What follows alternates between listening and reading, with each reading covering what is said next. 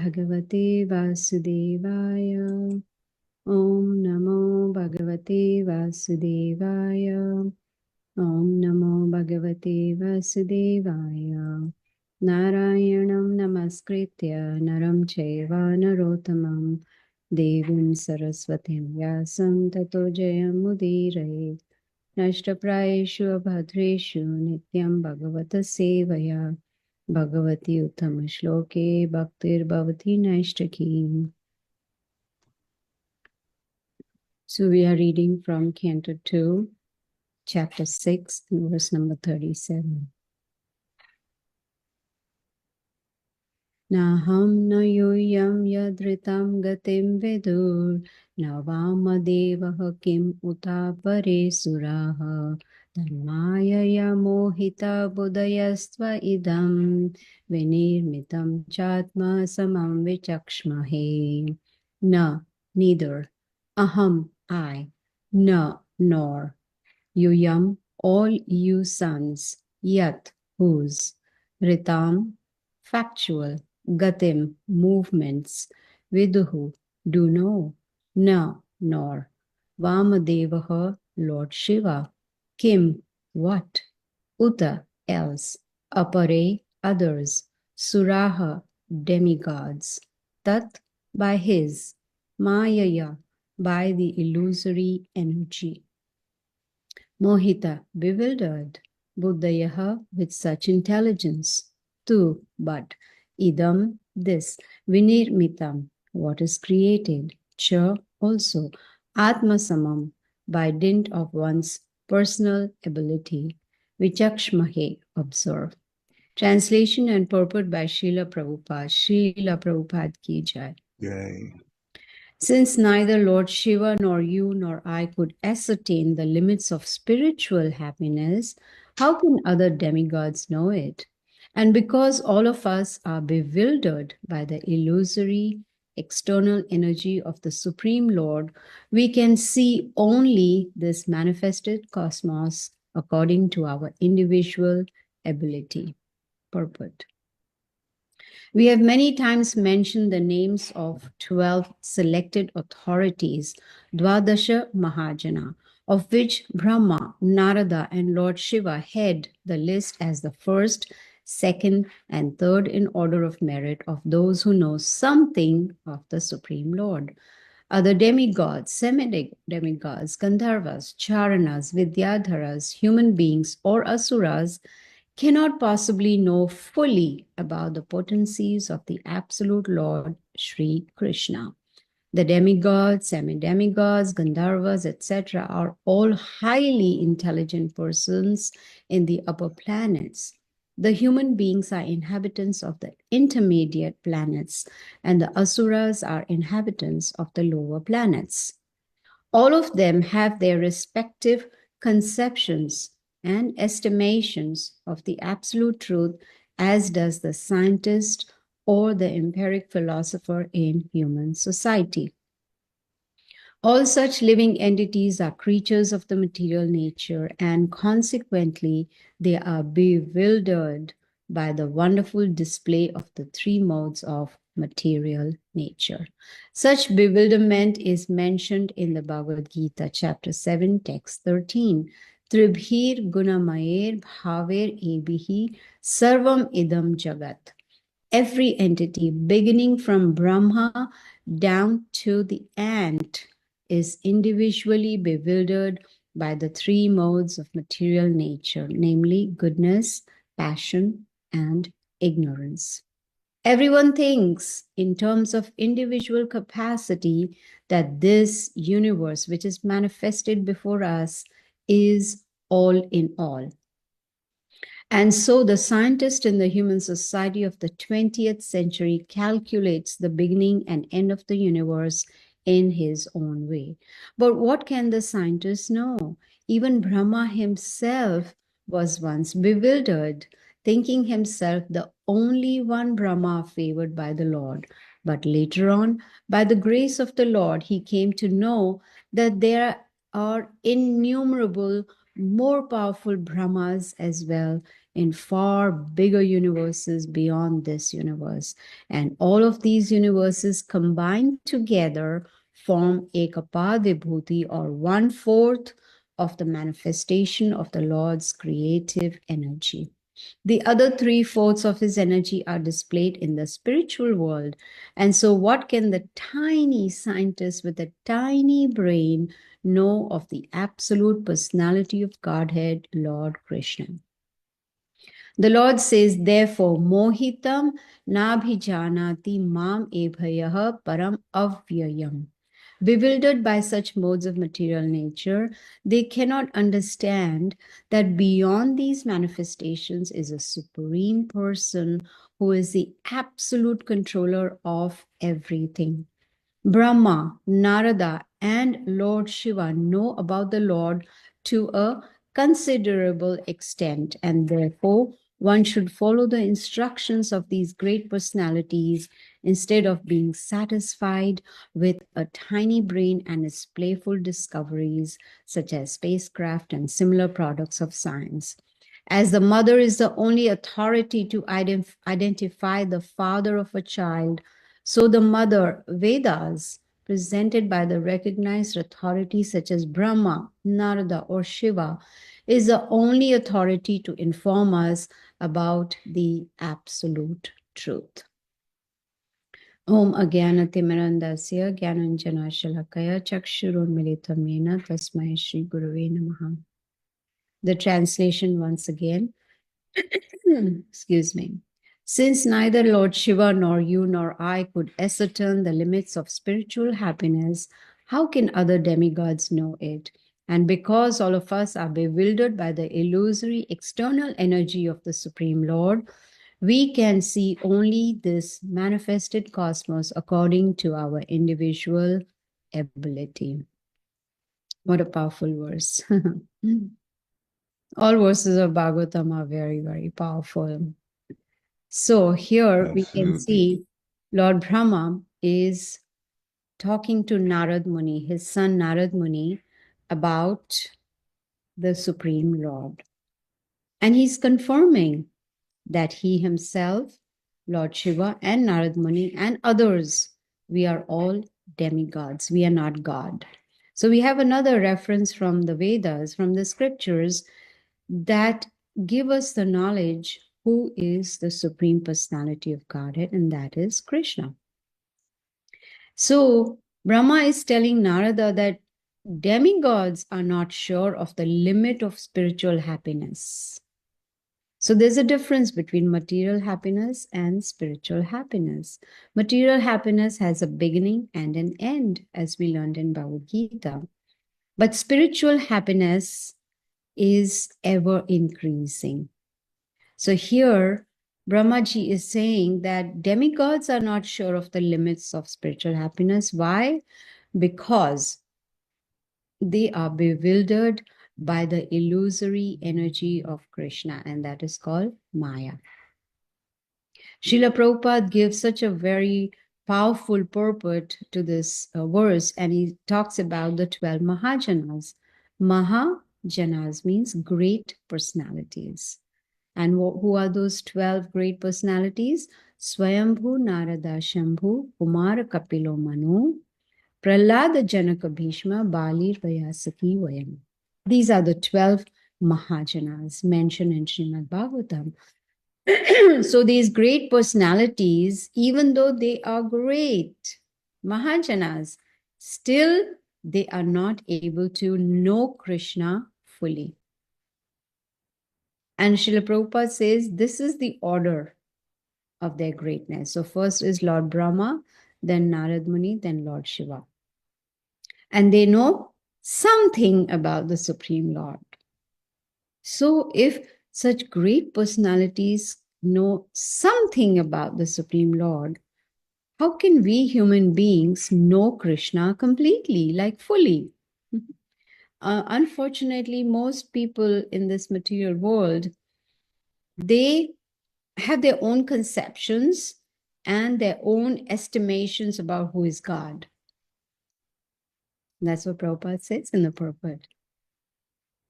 Everybody doesn't know absolute truth. Very, very few know who is the absolute truth. And they don't know completely. Even Lord Brahma says, I don't know Lord Krishna fully. So, with our tiny brains that we have, how can we come up with the knowledge which is perfect, which gives us, which helps us to understand Krishna fully? Possible. So, instead of following our tiny brain, we should follow the footsteps of great Mahajanas, these 12 Mahajanas. And Srila Prabhupada, towards the end of the purport, gives a very nice analogy. He says, just like the mother knows exactly who the father is. Of course, she cannot give proof. It's not possible for a mother to give proof.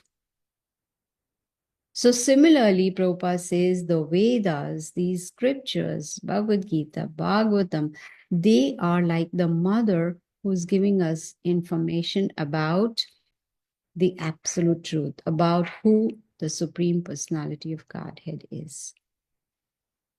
No one can know Krishna in full. Why? Because people like us, our knowledge is covered up with the three modes of material nature: goodness, passion, and ignorance. So, does that mean that there is no hope for us? There is. All we need to do is make a sincere effort to take on this knowledge. Read Srila Prabhupada's books scrutinizingly. Hear from advanced devotees on these scriptures. And most importantly, chant the holy names of the Lord attentively. When we do that, there's going to be purification of the heart. And then Krishna, being pleased by our sincere endeavors, he will reveal himself. So Lord Brahma is telling Narad Muni that all three of us, we cannot know Krishna fully. And he's explaining the limitations of knowledge. Now, Lord Brahma is a humble devotee. He's one of the 12 great Mahajanas. So this is important to think about, that if all three do not know Krishna fully, how can we know? We are so tiny, insignificant living entities in this huge creation of Krishna. There are many universes. We are just part of one universe, one tiny universe. But it's possible. It's possible to know Krishna only when Krishna wills, when he wants, when he is merciful to us, then we can understand. But for that, we need to surrender. Surrender is very, very important, because in any sphere of life we see, whatever we want to excel in, there has to be surrender. If there is no surrender, if there's no sincerity, if you're not serious about it, how will we achieve that goal? And see, unfortunately, most of us, we hold back. Krishna doesn't see what we give him, he sees what we hold back. And see, I was listening to this very nice pastime, and Chaitanya Mahaprabhu, who is none other than Krishna himself, who came 539 years ago to this earthly planet, and he was chanting and dancing, and he was going along with all his associates. He was going, and while he was going, he felt thirsty, and then he saw there was a vendor on the way who was selling chas. You know what is chas? It is yogurt, which is in a very liquidy form with salt and black pepper in it, and the chas is actually very soothing, very satisfying, especially when it's hot weather and when we are tired and thirsty. So Chaitanya Mahaprabhu stopped there and requested for a cup of chas. And the vendor was pleased because he thought, hey, now I have some good business, I've been sitting here for so long, I'm poor and I need money. And so he gave a cup of chas, and Chaitanya Mahaprabhu drank that. And then the vendor said, okay, give me the money. And he said, well, my associates are behind, they are coming, they will give it to you, they will pay you. And so Chaitanya Mahaprabhu started walking forward. His associates were behind and they came. They were also thirsty, and they also wanted to drink chas. And so the vendor was very happy that, oh, now today I've got a lot of business. So he gave chas to all the associates that were there. Now, by this time, he had finished all his chas. There was nothing left. All was, you can say sold. He sold all the chas. He didn't hold back anything. He was happy to give. He gave all of it. Of course, at the back of his mind, he was thinking, oh, today is good business day. But these associates, they said, oh, we don't have any money. He said, but then your leader who just left, he said, you're not going to pay me. He said, well, we don't have money. And they left. Now, this vendor was really sad that I was hoping to earn so much money today. And look, everything is gone. All my chas is gone, and I have zero money. But then he thought, well, there must be something good in this. It's okay. They were thirsty, they drank, and it's okay. But when he took his empty basket, and when he was walking, he suddenly felt that basket very heavy. It was empty, but he felt it heavy. So when he put it down, what did he see? His basket was full of jewels, gold, silver, diamonds, rubies, emeralds. You see?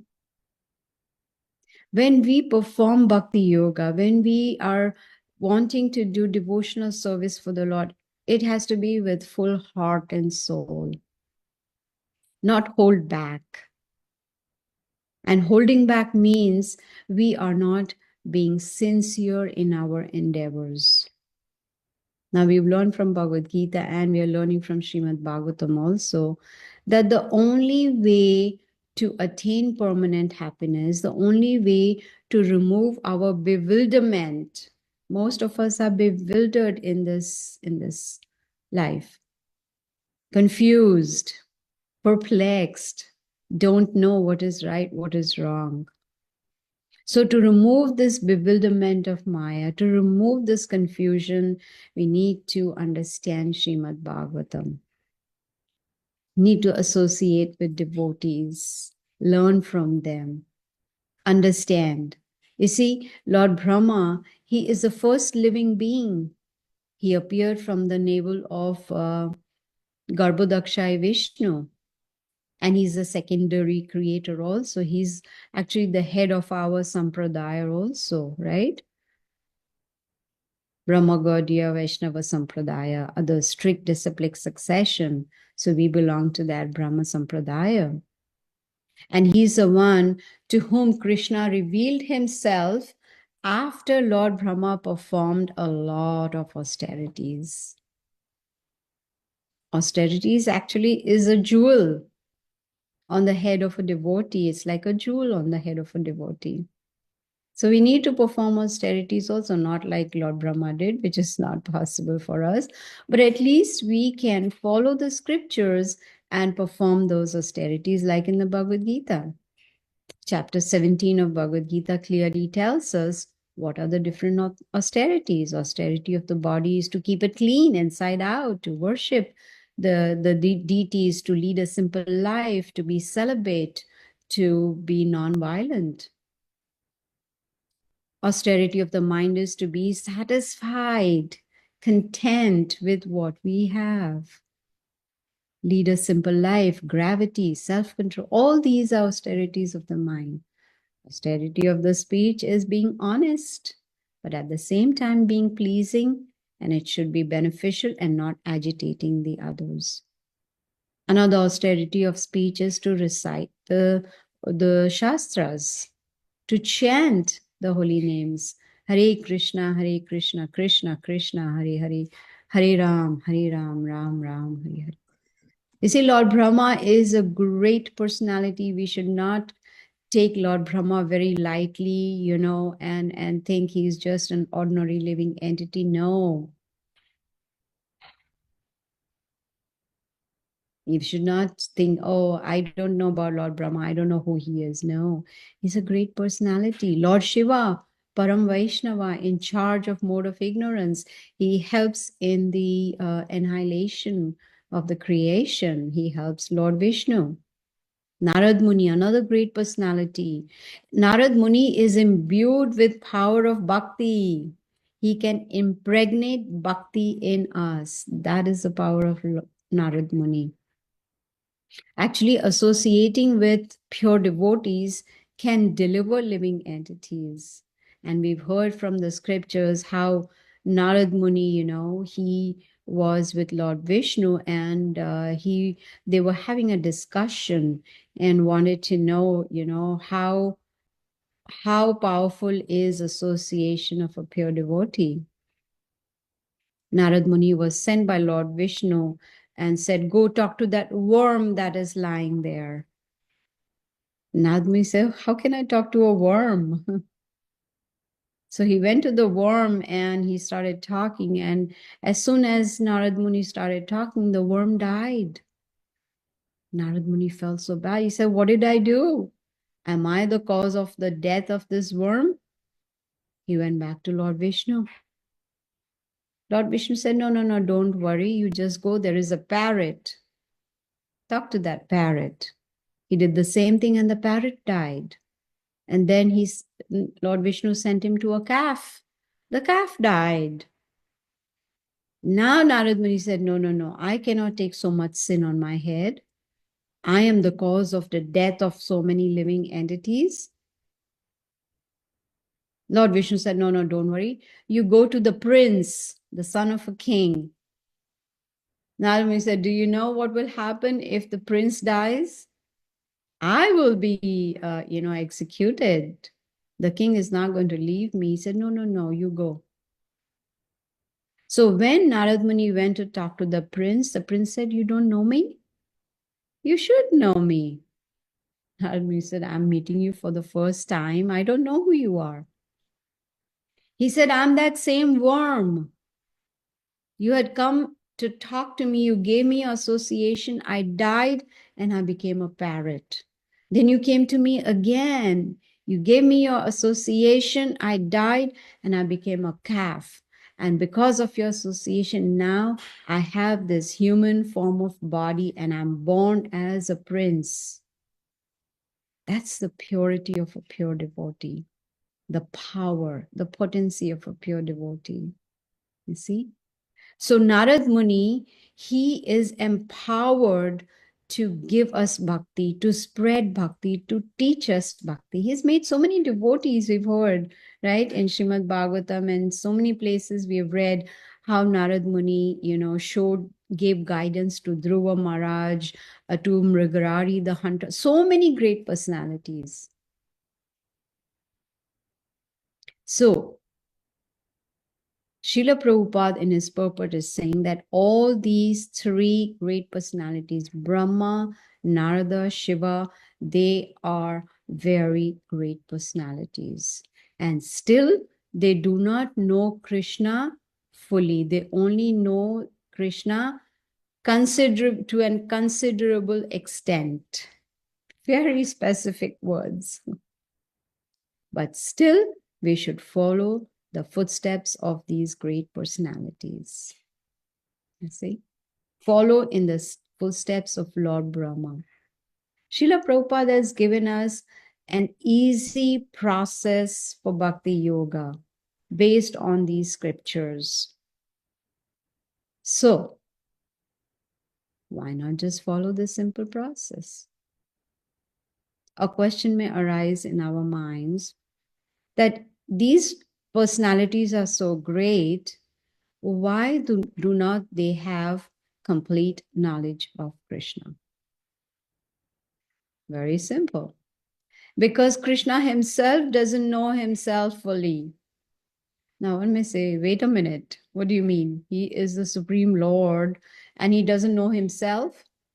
No, he cannot know himself fully. Why? Because he's unlimited. His potencies are unlimited. They are ever increasing. His qualities are ever increasing. He's expanding unlimitedly. It's unimaginable. So, how can he know himself fully? So, if that is the case, we living entities to know Krishna fully is beyond our capacity. Even if we are very pure, we still cannot know Krishna completely. We can know Krishna completely only when Krishna wants us to know him. If someone says, I know Krishna, that means they do not know Krishna at all. It's beyond our conception. And Srila Prabhupada says, when anything is beyond our conception, we should accept the word of authority. That means here in strict disciplic succession, as Krishna is mentioned in the 4th chapter of the Bhagavad Gita. Evam parampara praptam imam rajashyo vidhu. That this spiritual science, if we get from the strict disciplic succession, then our bewilderment will be gone. See, everything that we have is material. Material body, material mind, material senses, material intelligence. So how can we know Krishna with our material mind, body, and senses? No. We need to purify the senses and the mind and the heart, and the intelligence and the body. And the whole process is given to us by Srila Prabhupada in Bhagavad Gita, Srimad Bhagavatam in his purports. You see, Srimad Bhagavatam is based upon excellent questions and excellent answers. Questions by Parikshit Maharaj and answers by Shukadev Goswami. Even though it's all there in the Bhagavatam, but still we cannot understand Krishna with just this knowledge. We need his mercy, we need his permission, we need his will. Why is it so difficult to understand? It's because we are deluded by 3 modes of material nature. Srila Prabhupada talks about this in the purport. You see, because we are operating in different modes of material nature. Sometimes we are in the mode of goodness, sometimes passion, sometimes ignorance, sometimes mixed. Goodness, passion, ignorance. So there is this mixture of all these 3 modes of material nature, and it's very difficult to understand Krishna. That is why in the 14th chapter of Bhagavad Gita, which is entitled Modes of Material Nature, Krishna gives the solution. How to transcend these 3 modes of material nature and by the process of Bhakti Yoga. Mam cha yoga bicharena bhakti yogena sevate sagunan samitatyaitan brahma bhuyaya kalpate. That's verse number 26 in chapter 14. He says, Krishna says, when one who engages in full devotional service, not partial, not on weekends, or not 1 or 2 hours a day or something like that. No, who engages in full devotional service, unfailing in all circumstances. Actually, we human beings, we have a bag of excuses. And the biggest disease we have is excusitis. We have a lot of excuses in our bags. Oh, I didn't do this because of this, and oh, I can't do this because of this. It's so many excuses.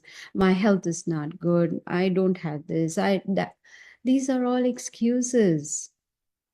Unfailing in all circumstances. It doesn't matter what. I will perform bhakti yoga. Then Krishna says, at once one transcends the modes of material nature and thus comes to the level of Brahman. It's because of these 3 modes, our eyes are covered up with Maya. illusory energy of the Lord.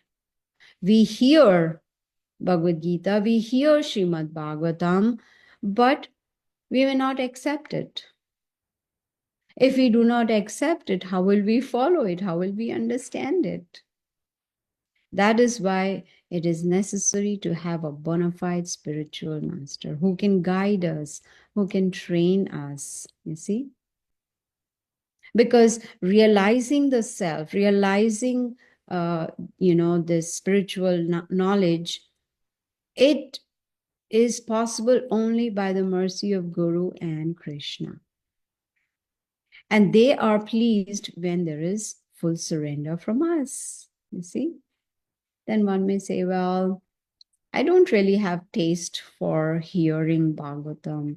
I don't really have taste for bhakti. Then what? It's because we are not making a sincere endeavor. See, today we are here hearing Srimad Bhagavatam because we have taste. Otherwise, we wouldn't be here, right? So Srila Prabhupada says Krishna consciousness is very practical. It's possible to realize, to become self-realized, but not through this material body, mind, and senses. No. Need to purify our mind and senses. How? Through bhakti yoga. That's the only way. Then we will be able to understand Krishna within the heart, through our heart. So there are three things that can give us bhakti, devotion. Bhakti itself can give us bhakti. Bhakta, a pure devotee, can give us bhakti. And Bhagavan, the Supreme Lord, can give us bhakti. And that bhakti, devotion, can lead us to permanent happiness. Why does Srila Prabhupada say chant and be happy? Because chanting can make us happy. That is if we are chanting attentively. Srila Prabhupada didn't say chant and be knowledgeable. Did he say that? No. He said chant and be happy.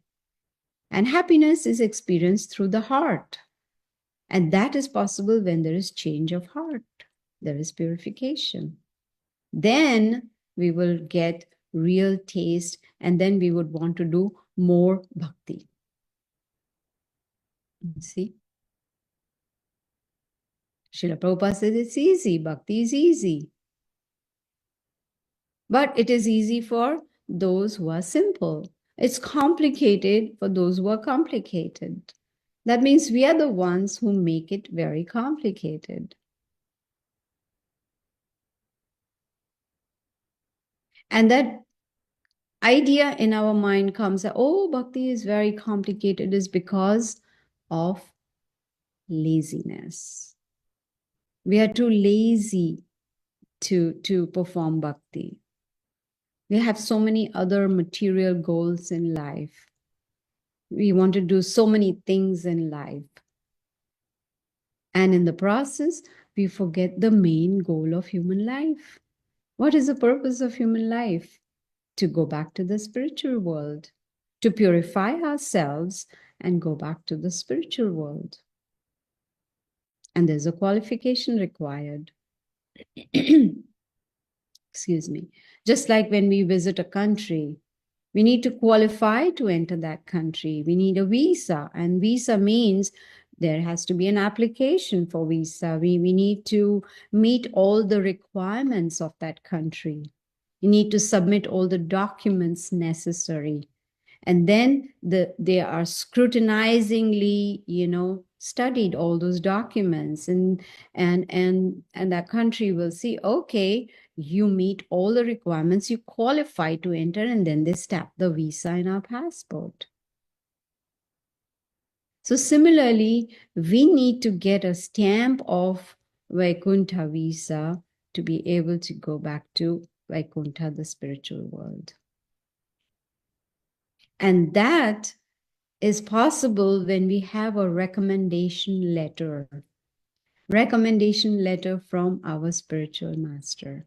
When the spiritual master is pleased with our endeavors, sincere endeavors to do bhakti, When the spiritual master sees that we are sincerely following the instructions of the Guru, we are practicing bhakti yoga with all sincerity, then when the Guru is pleased, will give us that recommendation letter.